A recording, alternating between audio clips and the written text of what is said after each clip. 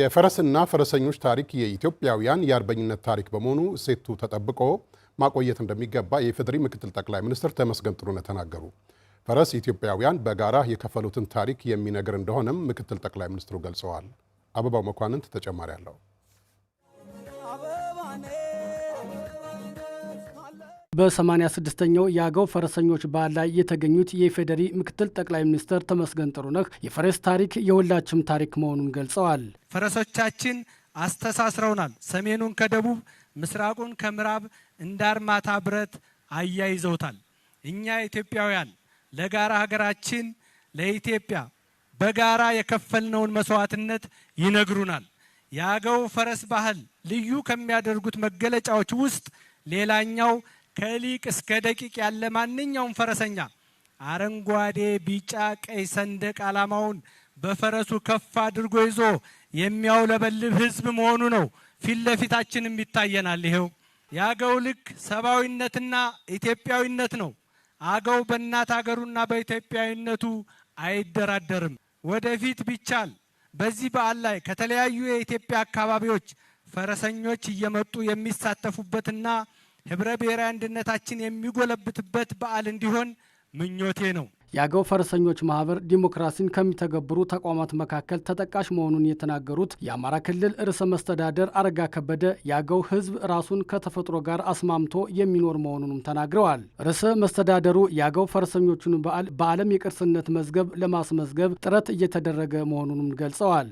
ዲሞክራሲን የመመስረት ስራ በአገው ፈረሰኞች ማህበር እለት በእለት የሚተገበር ተግባር ነው።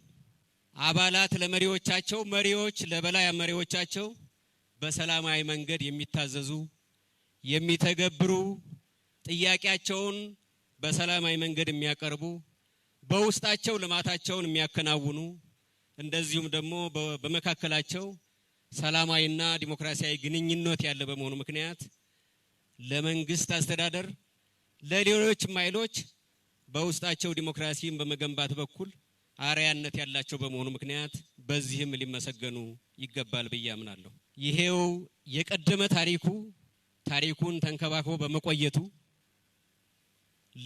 በዓለም ገጸ በረከትነት የሚያቀርበው የአገው ፈረሰኞች ማህበር ተጠንቶ የመጨረሻ ጫፍ ላይ ደርሷል።